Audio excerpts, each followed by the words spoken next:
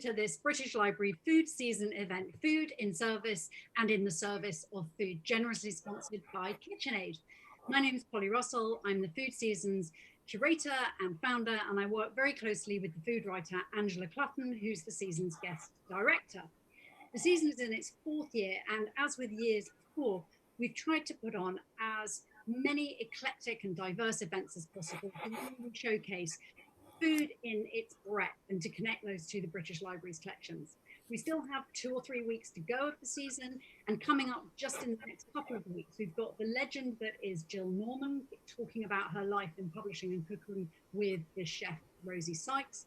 Next week we have Madha Jaffrey in conversation, and we also have a fantastic event on restaurant reviewing and criticism, which I imagine will be quite lively. Just a few housekeeping points before we start this evening's event. Please do use your feedback button to tell us what you think about tonight. It's really useful for us. There's also a donate button. British Library is a charity, and we'd appreciate any support you feel able to give. There is also on your screen a question tab. We would all love to hear your questions. I know that Annie and Sue love to hear from you, so please do as the event goes on. So to tonight's event, we've got 2 wonderful speakers, Annie Gray and Sue Quinn. Annie Gray is a historian specialising in the history of British dining from 1650 to 1950, so that's not very much. The official Downton Abbey cookbook, Greedy Queen, Eating with Victoria, and the book we'll be talking about tonight, Victory in the Kitchen, The Life of Churchill's Cook. Annie is a broadcaster, consultant to museums and heritage sites, where she's often found reconstructing historical menus and dishes. She's a regular panellist on BBC 4's Kitchen Cabinet, and she's the sort of woman, should you ever want a stuffed peacock head for a purpose, and help you out. She is amazing. An award-winning food writer, journalist, and broadcaster. She's a massive overachiever. She's written on a range of topics, including most recently cocoa and exploration of chocolate. Her book on Florence White, which we're discussing today, is still in the research stages. So it will be really interesting to compare with her experience of researching Florence with Annie, and to think about the sort of process of research and researching 2 women who are relatively little known. So Annie, Sue, so lovely to see you. Thank you for joining us. I'm really fascinated to find out more about these 2 women who, in a sense, you could almost say, are almost the same generation, born 20 years thereabouts apart. Florence in the 1860s, Georgina in the 1880s. And what I would love to discover with you this evening is who these women were and why we should care about them. How you researched them, how you unearthed material about them, because I think they're quite hidden and forgotten, and then what they reveal about food and cooking and attitudes to food and cooking and society more broadly in the early 20th century and sort of into the Second World War, questions of class and gender and the status of food. So that's what I hope we're going to talk about today. Thank you for being with us. And why don't we start by asking you, Annie, because you've actually finished. I imagine Sue's looking rather enviously at you because yes, end of the projects. Annie, why don't we start with you and telling us who was Georgina Landmere? You know, when was she born? What was she about? What was her background? How did she come to cook for Churchill? The basic facts of her life are really, really average. I think that's the first thing to say. So she was born in rural working class conditions in 1882. She was born in Oldbury, so now very much commutersville, very desirable. Then very much a rural working class town. Most of her family was straw platters. Her mother and father had worked in service. She ended up following them into service. So, you know, the most average life for a young girl in the 1880s and 1890s that you could possibly imagine. The difference, I think, with Georgina versus lots and lots of other girls is that she seems to have made a decision very early on to only work for really quite upmarket households. Her father had been a coachman for millionaires, which were obviously quite rare in the Victorian era. So she never really worked in houses of fewer than 6 or 7 people in the kitchen. So you're looking at probably 20 to 40 servants in total, really wealthy households. She started as a scullery maid. She worked her way up, again, very average. She was number 6, she was number 5, 3 quarters, all the rest of it, working for new money. People like Ian Hamilton, sorry. Obviously, I've got the musical on my brain. And his kind of coterie, so people who were merchants, people who were bankers, they'd made their money abroad a lot of the time and come back. She made cook when she was in her 20s, in 1905. And then in 1909, she got married. And up to that point, it's completely average. But when she married a man called Paul Landmere, who was a French chef, who was older than her father, who already had 5 children from his first marriage. And later on, she said that she had learned an awful lot of her cooking techniques from him. So up to that point, she was probably a very, very good English style cook. Then she added onto that the sort of stuff that you get from being a French style cook. And that was what was really desirable at the time. So she had children by him, and she seems to have worked with him as a caterer, which again is relatively unusual. A lot of women give up work on marriage, not so much in the working classes. But she and he seem to have formed a very professional team. He died in 1932. She started work as a jobbing cook, caterer on her own right. And at some point in 1933, she worked for the Churchills for the first time in that capacity.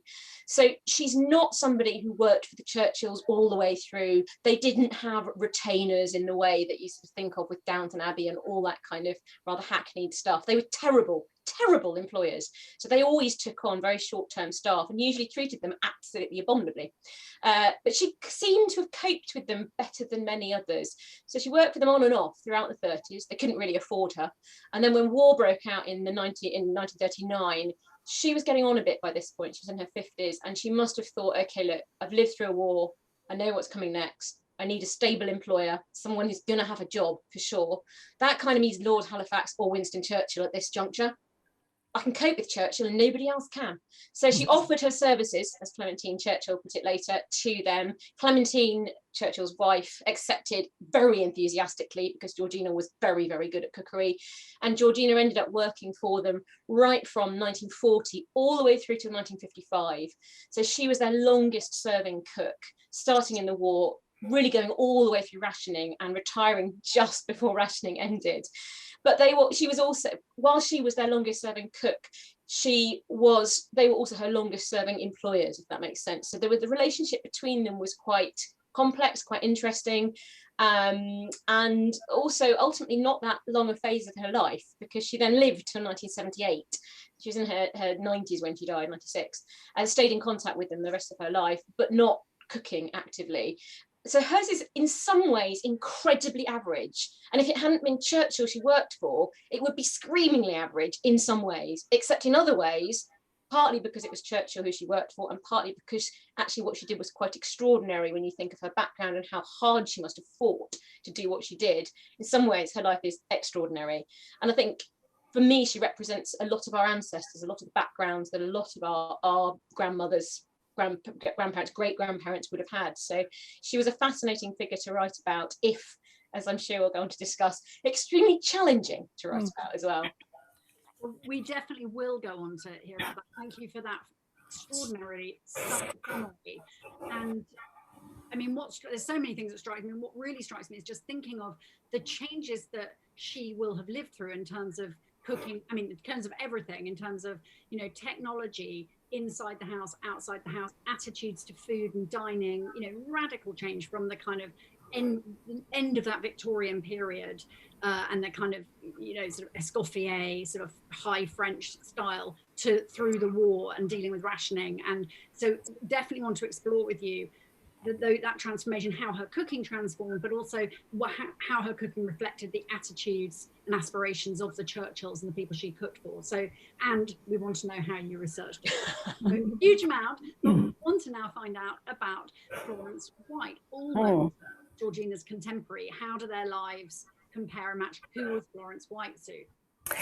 Florence White was very different. Florence White was born, so the kind of the dates, born 1863 in London, died 1940. There she is, Flo. I almost feel as though she's one of my family now. She was born into a comfortably off middle-class family. Their home was in one of the kind of the fancy new middle-class suburbs popping up on the edge of London, which is now Peckham.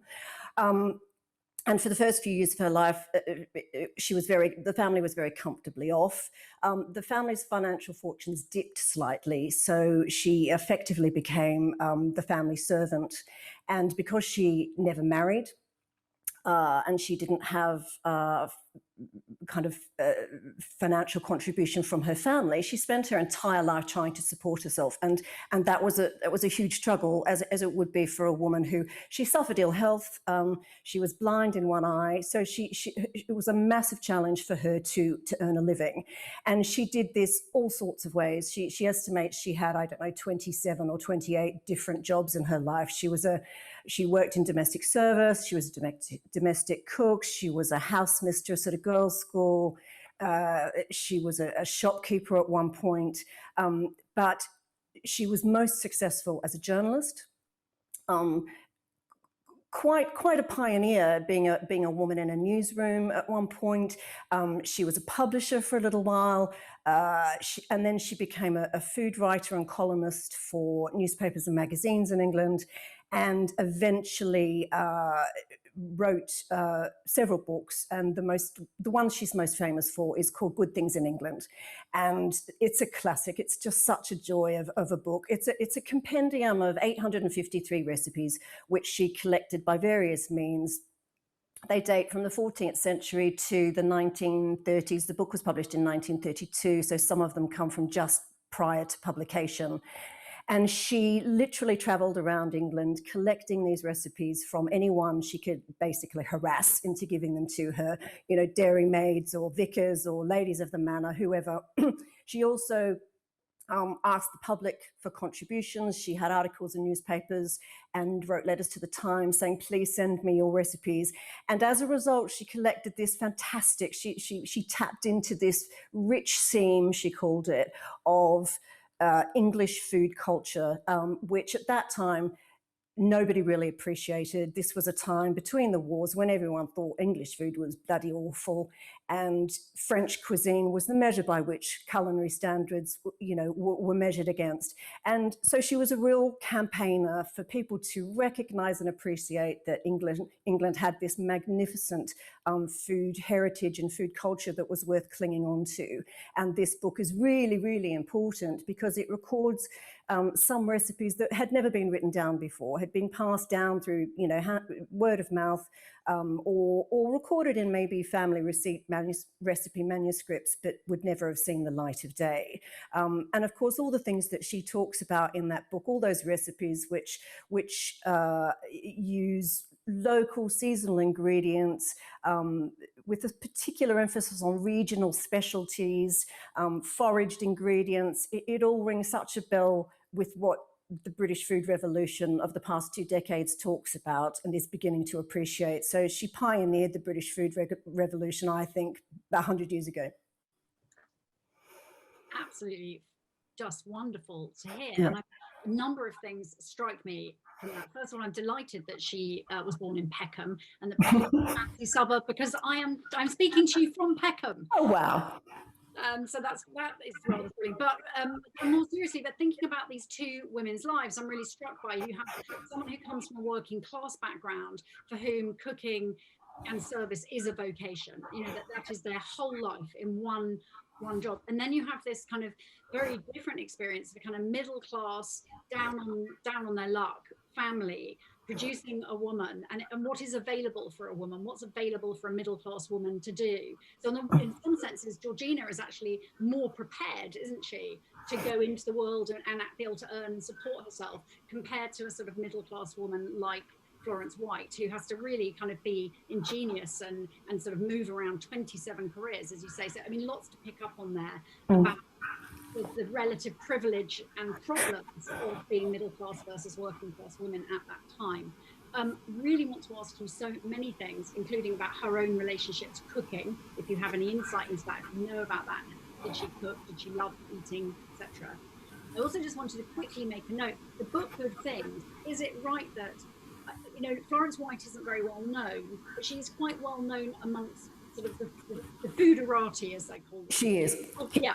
So we know Elizabeth David loved her, and I'm assuming that Jane Grigson's book Good Things was named in honour of Florence White. Is that, do we know that, or is that... I don't know that yet, but I've certainly written that seems to be the case. And Dorothy Hartley also, yeah, I think, reflect Florence White's work in the titles of their own work. Yes, and all of them were known to have respected her work and really appreciated what she was trying to achieve. Yeah.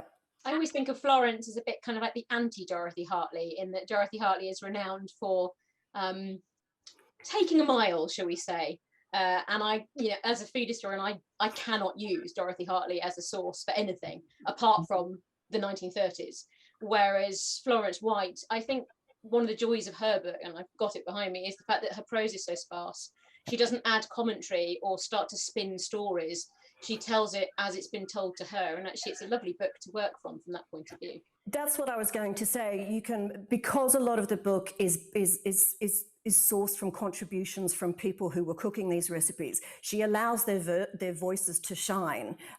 She does add a lot of her little anecdotes and historical knowledge. She had vast. I mean, she was a very clever woman, even though she wasn't allowed to go to university. She self-educated herself, so she had vast food history knowledge and knowledge about all aspects of food. So she informs some of these recipes with her own little bits of wisdom, and I think she tested quite a few of the recipes herself as well. But yes, she lets the contributors' voices shine, which is one of the reasons I love the book. Well, let's just sort of move away in a sense from them as characters and people, and can we just talk about the kind of research process and where is evidence about these two women? Because what really strikes me is that, with Florence, some people know about her. She's certainly not a kind of household name, but some people do know about her, and there is a sort of smallish, I mean, here is the measure of our times. If you're in Wikipedia, you existed. Now, Florence White does exist in Wikipedia. It's quite a small entry, but it is there. I'm really struck by the fact that Georgina Landmere doesn't even exist in Wikipedia, which means we don't know if she ever existed as a result of that. But therefore, what we must conclude from both of them, where are their archives? What material exists for these characters who are sort of forgotten, lost, and also are not sort of taken seriously in some senses? The sort of character of the cook in the past, the working class cook. So let me ask you, Annie. How did you first hear about Georgina, and what existed in terms of her sort of archive, and what was really significant? What captured your imagination? I think I was quite naive when I started this book. I thought it was going to be really easy because I thought, Churchill, yeah, there's a huge archive down the road in Cambridge, dead easy. This is going to be great. I came across it because I was in the sort of the horrificness of book writing. You come under pressure to come up with a new idea pretty much before you finished the previous one. So I was standing in the Jane Grigson archive in Oxford Brookes. I think I was the only researcher to have been in 3 months, and just kind of pulling books off the shelves and just hoping something would jump out at me. And I found Georgina's cookery book, Recipes from Number 10, which she wrote in 1958. And I pulled it off and I looked at it. Great cover, bright pink. It's the cover that my book cover is modelled on. And I thought, this is great. Oh my God, Churchill's cook. Wow, she wrote a cookbook. I'm sure someone's written about her already though, because obviously that would be brilliant to write about. I could get loads of 20th century history in and stuff about rationing. And, I've written a book about 19th century food in The Shape of the Greedy Queen. Really good to take that story on, but I'm sure it's been done. And it hadn't. And in fact, all I could find was the Imperial War Museum had put out an edition of Recipes from Number 10, a sort of heavily edited one where they'd taken out some of the recipes for lobster. And there was a biographical essay in the front of that. And there's a couple of references to her in other books. There's two stories that always crop up. One is that Churchill saved her life in the 1940s. He put that in his own autobiography. He wrote it in a fairly grandiose fashion. He had a premonition. And he went down to the kitchen and there was the cook and he said, you must go to the shelter. And so she did. And then there was a bomb and she was just like, because there's an interview with her online, it's 5 minutes long. She's just like, yeah, I had a pudding in. I couldn't leave it. It's a bit annoying, really. When I came up, there was rubble. I mean, just awful. So she's much more down to earth. And but and the other story is that on VE Day she sort of came up from the kitchen and he grabbed her and he took her out to the balcony and he said, you know, I couldn't have won the war without you. Which clearly, I mean, as a hook, as a writer, those are the things you're looking for, is the hooks that you can use both to interest readers, but also to get you interested. Because ultimately, if you're not interested in the person or subject you're writing about, you forget it. You're going to be intensively with this thing for at least a year. So I thought, brilliant, there'll be loads of stuff. And there wasn't. Working class women, 20th century. I'm going to hold you there because I just want to hear from, because we're going to come on to then what was there in terms of an archive. But Sue, tell us about how you came to Florence, or came to think that I need to write about this woman. Mm-hmm. Okay, so basically I stumbled on a secondhand copy of, obviously a secondhand copy of Good Things in England in a secondhand bookshop about more than 10 years ago now. And I was just, I'm Australian, obviously, so I was flipping through the book and it just enchanted me from the start. And the thing that first attracted my attention were the names of the recipes, you know, manchets and, you know, all these amazing old English style recipes. It really drew me in. So I read the book cover to cover, and I had just started, or was just thinking about trying to get into food writing at that point.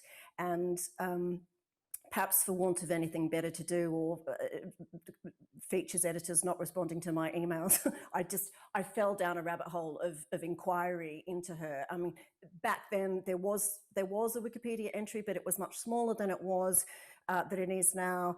And there were little bits and pieces online, but not much about her. But she did write a memoir, so that's kind of been crucial. Annie says, I don't know whether you've read the memoir, Annie, but it's bizarre. It's fascinating. But anybody who has read it will be as frustrated as I was that she only gets to the bit about food writing in the final chapter, almost as an afterthought. And I don't know whether that's because she just didn't have, she didn't believe that what she'd done was worth anything, perhaps. But it's really frustrating. But obviously, you know, it's a memoir, so it's full of signposts for further research. I mean, she was really a working class woman. She was born into a middle class family, but she mentions having suitcases full of notebooks. She mentions having this most incredible food cookery book library of historical cookery books, which would just be astonishing to discover. But I can only assume that when she died, it was skipped and regarded as worthless. And if anyone out there can tell me that it exists somewhere, I'll probably die. But I can't find that it exists. So it's a question of journalism and tracking down all those little leads. I've managed to find some correspondence in various different places, and if you spend enough nights falling into the oracle that is Google, you end up finding lots of information. And she was a prolific journalist, so I spent a lot of time in the British Library going through old newspapers and magazines. She was absolutely prolific. So there's a lot of recipe columns and her own journalism that can inform parts of her life. You're quite lucky. Yeah. Georgie kept a memoir. She wrote down a memoir when she was, I think, 95, and then she tore it into little pieces and flushed it down the sink. Oh my God. So the first 26 or something pages still exist. I mean, the minute I heard that story, I knew I had a book, because whatever else was going to happen. Can you tell the story, Annie? Because it's really revealing again about Georgina and her life. It is, and I think of Florence as well, and that idea of valuing a life. So when she was in her 90s, Georgie was living with her daughter Yvonne, who she'd never really got on with that well. In classic working class fashion, Yvonne had largely been brought up by her grandmother, Georgina's mother, and Yvonne had married a very left-wing man from the school she was at, Morley College, and Georgie was very, very right-wing by this point, partly because of Churchill and partly because she was of an age and of a mindset to be very right-wing. Anyway, so by the mid-70s, she was living with her daughter, who had cancer and was dying. As it turned out, also was her son-in-law. So it was pretty fraught. It was pretty unpleasant atmosphere in the house, and tensions were quite high. And Georgie had been persuaded to write her life story by some of the rest of the people she was still in contact with from the Churchill household at the time and during the war. So she'd written this thing longhand in blue fountain pen. And then her daughter told her life story wasn't valuable. Nobody would be interested in the life of a working class woman. It didn't matter who she worked for, who was interested really in this kind of stuff. So she went upstairs in floods of tears, tore it into little pieces and was pushing it down her sink plug hole when her granddaughter discovered her and saved this sort of the first bit of the manuscript, which goes up to when she's about 13 and is amazing. I mean, it's totally accurate. Her memory was razor sharp, and everything I could verify from that memoir is totally there. But one of the things I was very lucky in is that Georgina's granddaughter Eddie is not only still alive but also Britain's oldest Ironman competitor, so she's pretty amazing. And Eddie was fantastic in writing the book. I mean, there isn't much of a family archive. There's really just a collection of letters written to Eddie after Georgina died, but from clues in those letters I could work out some of the people she'd worked for. There were bits and pieces of information around the publishing of recipes from number 10. What I had effectively was up to the age of 13, fine, and after the age of about sort of 60, fine, and a huge gap in the middle. And that was the issue I had to tackle. And I mean, working class women don't appear in electoral roles, for example, because they didn't qualify under the property qualification to start off with. Obviously, the censuses give out, so you can trace her family, you can make sort of assumptions, but it ended up being very, very detailed research. I mean, I remember having a conversation with you, Polly, about trying to track down the records of the Club Culinaire Française and the UCNFA, which is the Universal Cookery and Food Association, which Paul was a member of. And I eventually tracked down his membership by going through every page of the UCNFA journals, which dated for years and years and years, looking for his name to try and work out where he'd worked, because family legend said he'd been at the Savoy or the Ritz, and he wasn't, he hadn't been. But it was proper needle in a haystack stuff. I felt like I was kind of, CSI history cooks. So that, it sounds like that quite different in terms of the sort of sources that are available, in the sense that you've got quite a lot of kind of sources in newspapers, because Florence was so prolific. Yep. In her memoir. But to what extent have you been able to contact with family, or with her, sort of more personal nature of her life? I mean, and that's the thing, isn't it? I mean, obviously, I want to write a book that reads better than a Wikipedia entry. So you need more than facts. Sadly, she never married. She never had children. She came from quite a huge family, but it seems that they disappeared off to all different corners of the planet. So she has no surviving relatives at all.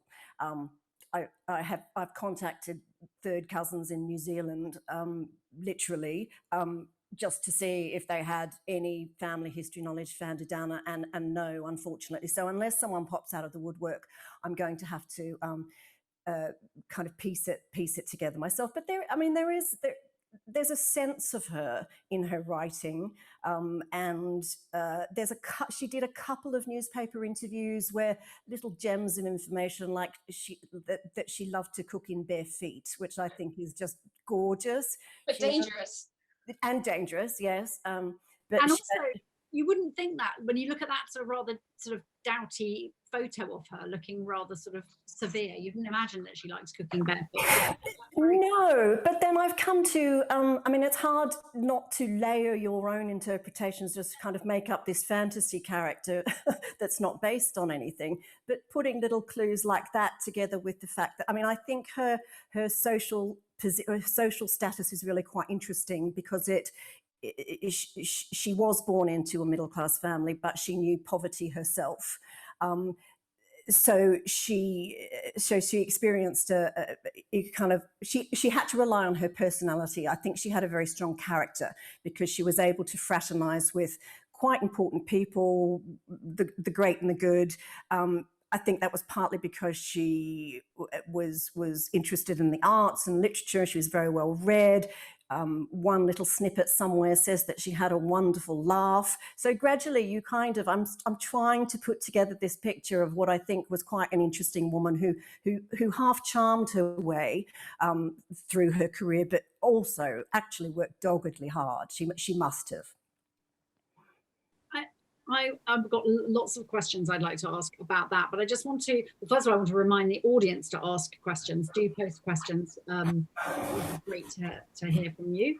But I would also ask you, Annie, so in writing a book about Churchill's cook, to what extent did you resist the sort of pull of Churchill. In other words, that the book doesn't become about Churchill, that you kind of center Georgina, that she still remains, you know, the sort of significant character in that book, and it doesn't kind of all get subsumed into the Churchill narrative. Or maybe, I mean, the book is terrific. I've read it, and you don't do that. Georgina is very front and center. She is the hero of that story. I wanted it to be. I mean, when I started off writing it, I wrote it in a similar vein to Greedy Queen, where Victoria in some ways was the central character, but I wanted to use her as well to talk about wider issues around 19th century food and kitchens. And with Victoria, I wanted to show below the stairs, which was something that hadn't really been looked at before.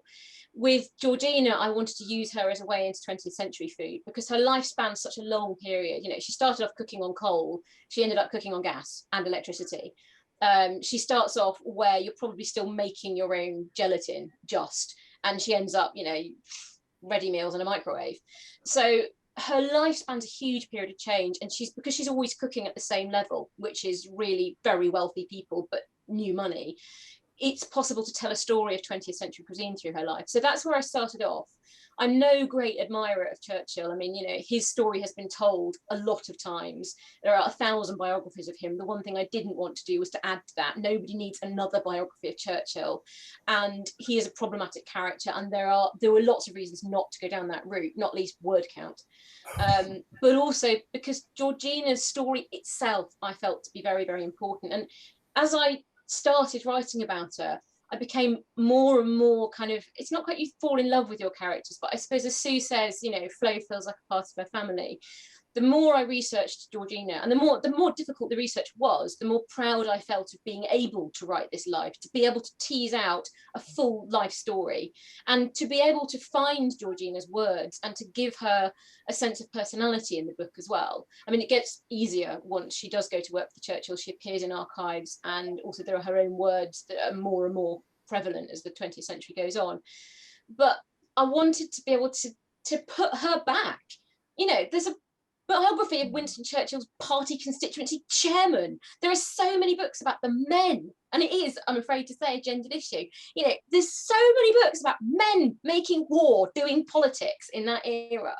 There are hundreds of them, and yet this figure who was so crucial to Churchill's life, that he said he couldn't have won the war without her, has just become reduced to 2 little stories and the occasional mention in books where they get all the details wrong. So as I wrote, I became more and more convinced this was a story that I wanted to tell, that deserved to be told, and that would reflect a sort of side of Churchill's life that is never talked about. You know, he's a great man, great, wonderful. Yes, it's really easy to be great if someone's picking up your pants, doing your cooking and your laundry for you. Just think how easy both of us to find the research for these things if we had someone doing everything for us. So I made a very conscious decision not to talk about Churchill, because actually she worked for him, but her interactions on a daily basis were with Clementine Churchill. This is about women, and it's a women's story, and it's a story about women in domestic service and about a woman finding her way through. And yes, of course, I'd be a fool not to say it's not about Churchill as well, but he's only a small part of the story. Sue, go ahead. Yeah, no, I mean, I completely agree. I'm driven by this. I'm astonished that she just really deserves to be acknowledged, Florence White. Her contribution, her efforts, her culinary legacy just, you know, deserve to be acknowledged. But I became interested in her equally because I just so admire her as a woman, you know, to not only support herself in that era when she was, you know, when she was unwell, she had no other financial support. I mean, the world wasn't designed for women to be in employment apart from in domestic service, you know, in the early 20th century. And although she did do it for some parts of her life on and off, she was unwell, and the physical demands of being a domestic servant at the lower echelons of the career were staggering. It was beyond her. She literally couldn't do it. She didn't have the physical, the good health, and that's what kind of encouraged her, or she picked up with journalism and her writing when she didn't do that. So it's absolutely a story that needs to be told and inspiring, really inspiring, just another forgotten voice that deserves recognition. And, you know, she's really interesting life, I think. So both of you have sort of talked about then this kind of significance of them as kind of emblematic of women and women's lives in different ways. And I would love to ask you this question of politics, either politics with a big P or politics with a small p. And Annie, you've sort of alluded to Georgina being really conservative. And I'm interested by Florence because she established the English Folk Society. English Folk Cookery Association, yeah. Cooking in bare feet. So and like you just described, I sort of have this idea that she's probably more sort of politically liberal. And I'm thinking about this in particularly the times they lived through.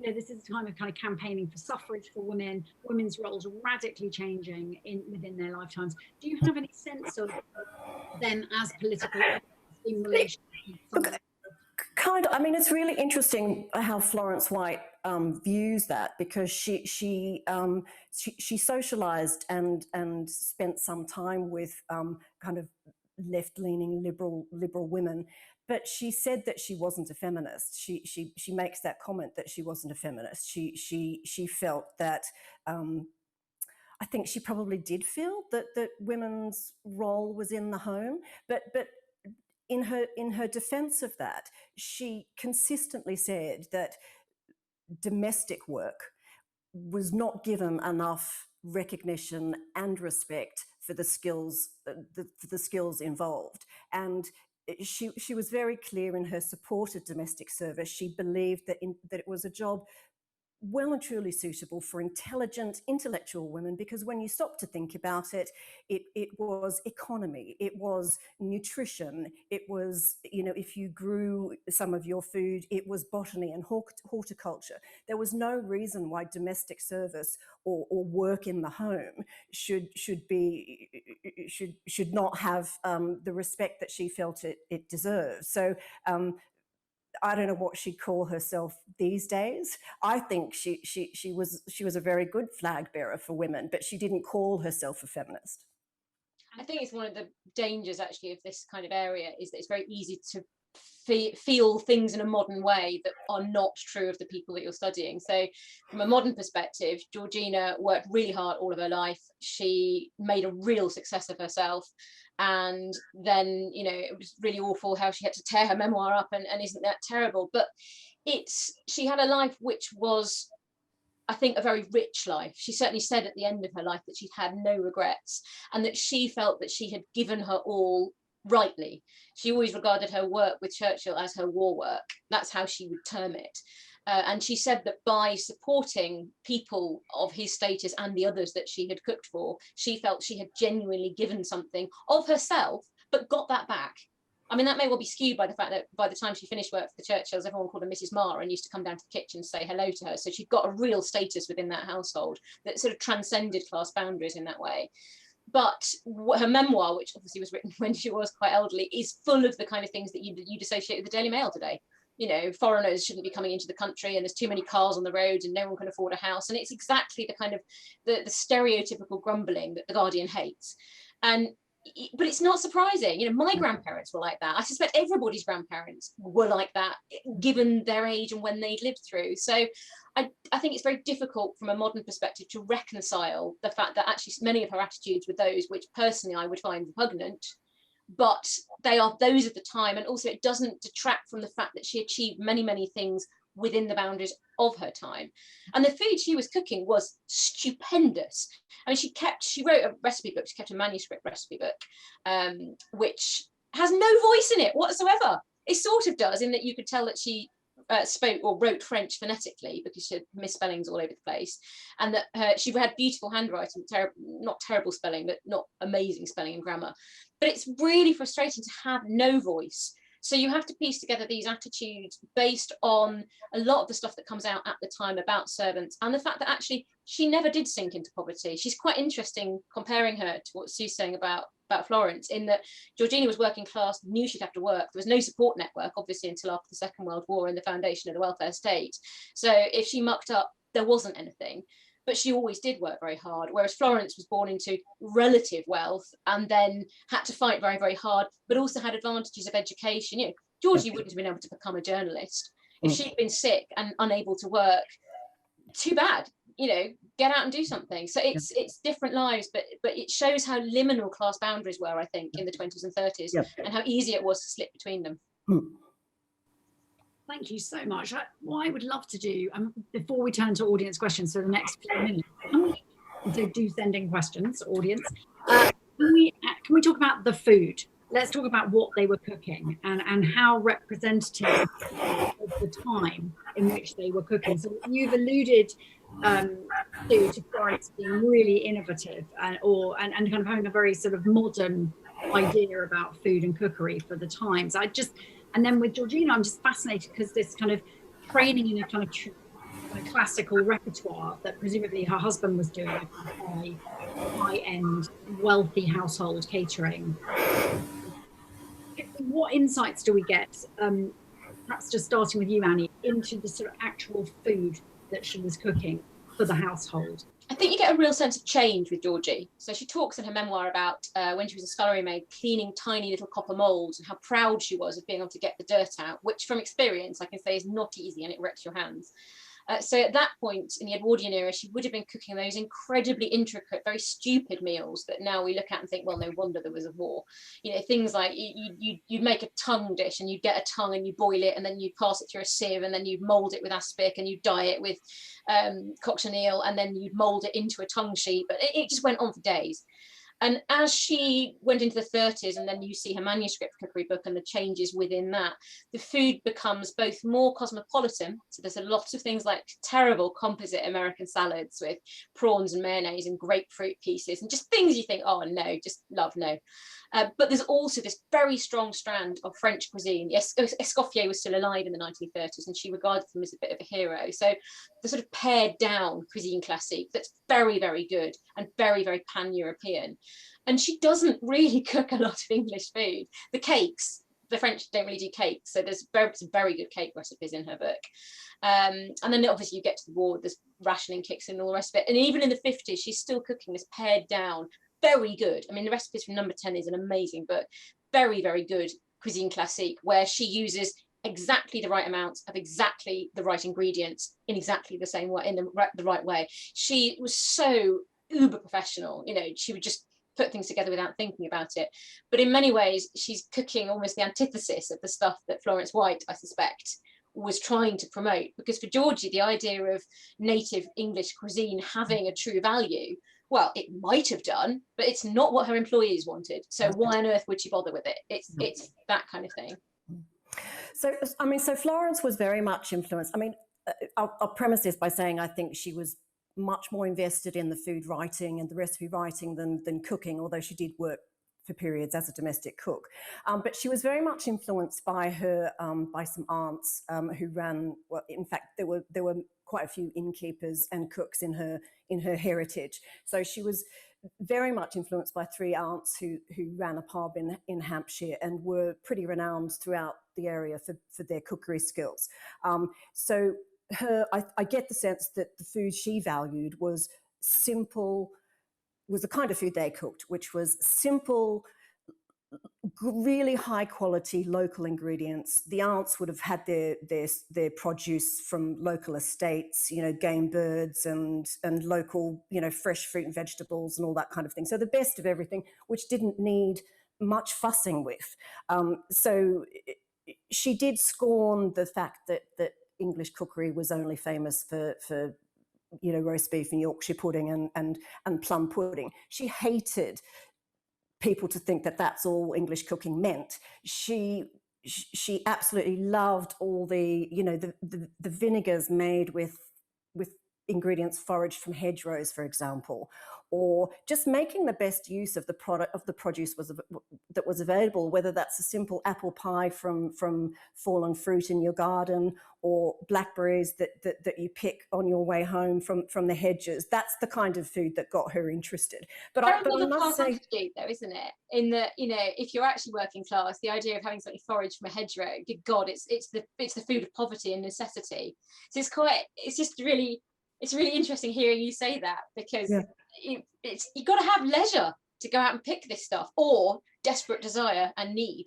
Yeah, that's true. But the other thing I was going to say was she wasn't one-eyed about English cookery, because she actually spent several years in Paris and trained at Le Cordon Bleu. So her cookery, she loved food. I mean, that's one of the reasons why I love her. She clearly just had this fantastic appetite for good food.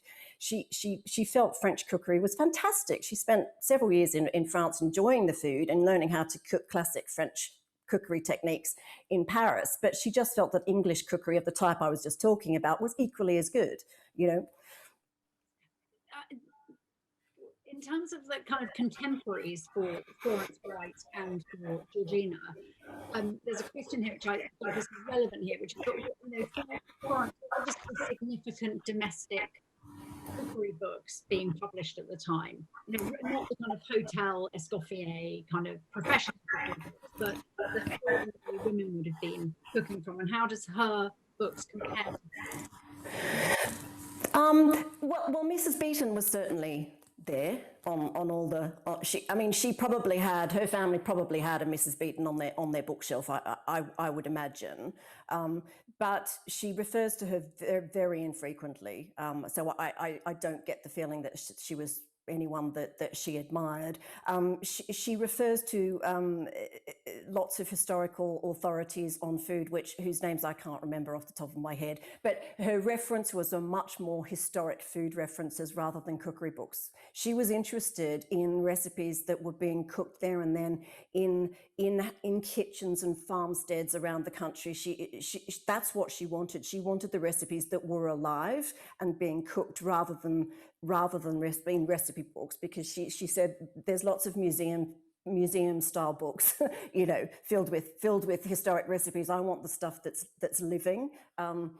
If that answers that question. It does. And Annie, with Georgina, her cookery book that she published, who do you think the intended audience for that was? Who was she imagining would be cooking from that? Professionals. I mean, it was widely reviewed in the press because there was a lot of interest in the fact that this purported to be recipes from Number 10. It was a sort of edited version of recipes from Number 10. So the stuff that Churchill was well known for liking, like Irish stew, wasn't in there. It was a bit too plebeian, and it was a sort of political choice anyway. I talk a bit about the politics of Churchill's eating in the book. But she also didn't have in there, you know, vast amounts of caviar, which was also eaten at Downing Street. So, but the recipes are very sparse. The instructions are those for a professional. You need to know what you're doing with them. What was really lovely on the subject of cookery books was in the Churchill archive, there are various menu books which list the food that the Churchills were eating every day. And there's one from 1936-37, which Georgina appears in. So you can see her suddenly appear in sort of flowing handwriting. It's gorgeous. But Clementine Churchill writes notes for the cooks in the margins of this. And she has little sort of initials for the cookery books that she uses. So she put page 198, GF, and things like that. And I was able to fathom out what they all were, because there's a very sort of closely networked in set of people writing in the 30s, people like Dorothy Alhusen, who's related to Clementine Churchill, and Ambrose Heath. Georgina, we know she cooked from Ambrose, I know she cooked from Ambrose Heath because there's a clipping in her manuscript book. So Georgina did use those domestic 1930s books that were not high-end. She certainly used the high-end ones, Escoffier, Pierre Lacam, people like that. But she was also using the slightly more domestic ones, especially where the recipes were contributed by friends of the Churchills. So, you know, I've got now a selection of books, all of which I know Clementine Churchill had on her shelf in 1938. And that's kind of cool. Yeah. You didn't find Florence White's book in there, though? No, sadly not. Sorry. No. Although it's just because, yeah, it would just have been published at that point, but no.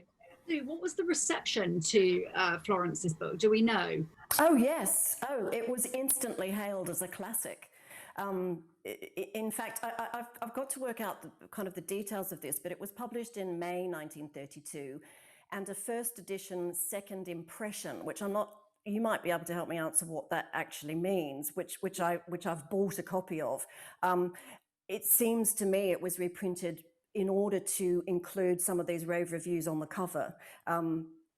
Absolutely, all the national newspapers raved about it, said it should be a classic. It deserves a place in every kitchen. I think they'd reached the point where the English Folk Cookery Association had been reasonably successful in raising its profile.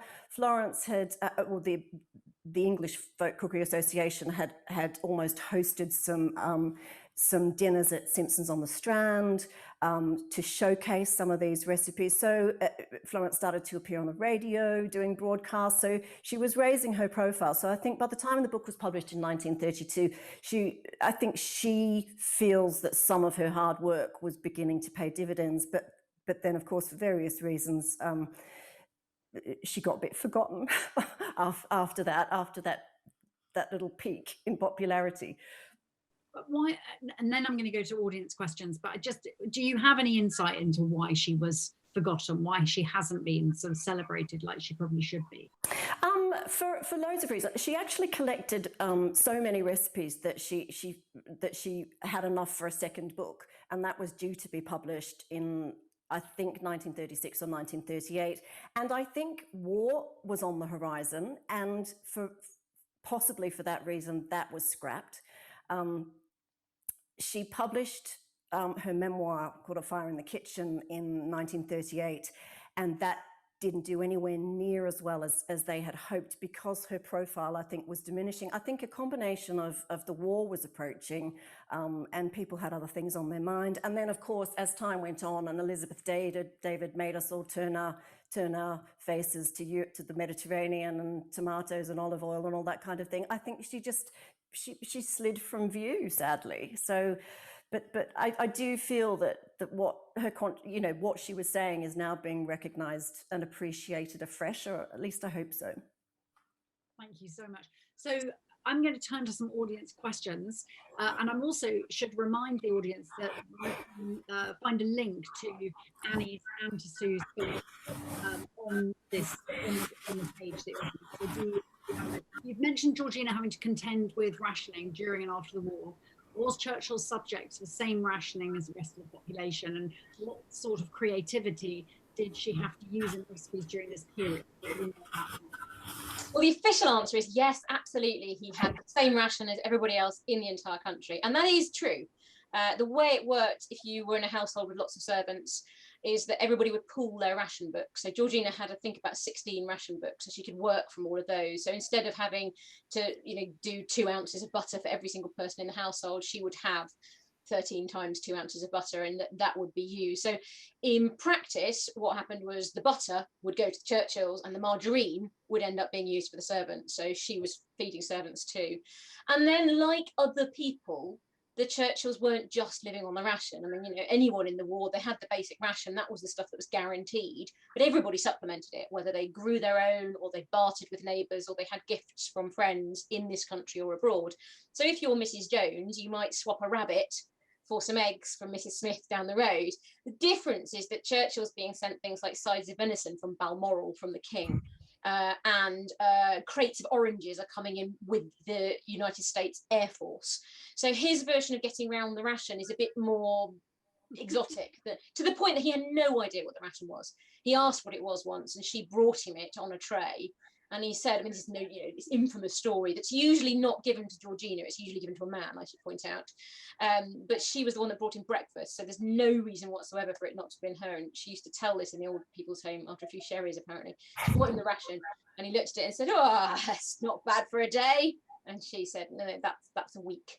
So he didn't know. He sort of found out a little bit after the war, because he also, during the war, he had diplomatic rations. So there were lots of extras. And if he was entertaining, which was basically every day, then there would always be extra rations of alcohol, of eggs, of butter, of meat, extra coupons as well. And then after the war, of course, when he got ousted from office, he didn't have access to that anymore. So he got really depressed because he couldn't get the meat that he wanted. In particular, he was a big beef eater, and he couldn't get hold of that. But then loads of people started sending him gifts. So he got, emergency parcels from random people in Australia and New Zealand who were just writing to him saying, "Mr. Churchill, I'm sure you're terribly in need. You must be starving to death in England. I've heard all about the situation, so here's a packet of raisins." And he had no shame at all. So everything he was offered came into the household, absolutely everything. So she had to do a lot of quick step in order to make sure that the food was good, and because he was entertaining dignitaries, heads of state. And she also had to do a lot of very, very careful planning to feed the servants as well as the family. But what you find is the family eat well, the servants perhaps eat more of the dried egg and that kind of scenario. So she's good, but she does have certain advantages given who she's working for. Yeah, canny and shifty and clever.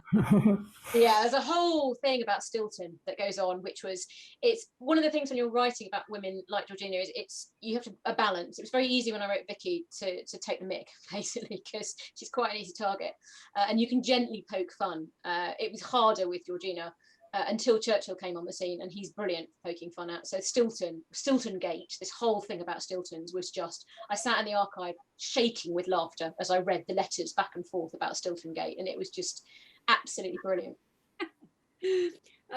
Sue, this is a question about the Folk Cookery Society. How long did that run for? How many people were members? What do we know about the Folk Cookery Society, and why was it set up? Yeah, I mean, one of the annoying things about not having that archive either, because Florence White basically was that's a bit of an exaggeration. It basically died with her, I think. She started it in 1928. It was meant to kind of dovetail with a general rekindling of interest in English folk, like arts and crafts and that kind of craft movement. At one point, she says they had over 400 members, I think, of all sorts of aristocrats down to working class people. But she wasn't very financially canny, so she never asked for subscriptions. She kind of did all the work on it herself, and as a result, there was no legacy to leave behind. So when she died, it kind of died with her. But it for a few years up until her death, it did have quite a high profile, but it just didn't survive when she was gone. Oh, so tantalizing. I know, it's awful, because there would have been just an enormous archive of techniques and recipes and books. And I mean, she started a cookery school in Fareham in Hampshire, which is where this archive would have been. She mentions she was so desperately short of money that she had to sell it at one point, but a friend bought it and allowed her to continue to use it. And I've even tried to track down the family of the friend, in the desperate hope that this archive might be sitting in someone's private library somewhere. But no. Well, perhaps this is a good moment to ask this question, Sue, or maybe it's a cruel moment, but yeah. Someone's asked, when will your book on Florence be out? Well, I shall have to ask my agent that that question. It's just such an enormous amount of work, research. I mean, I've written 14 cookery books, and I could do those in my sleep compared to this. It's just so much research and thoroughly enjoyable.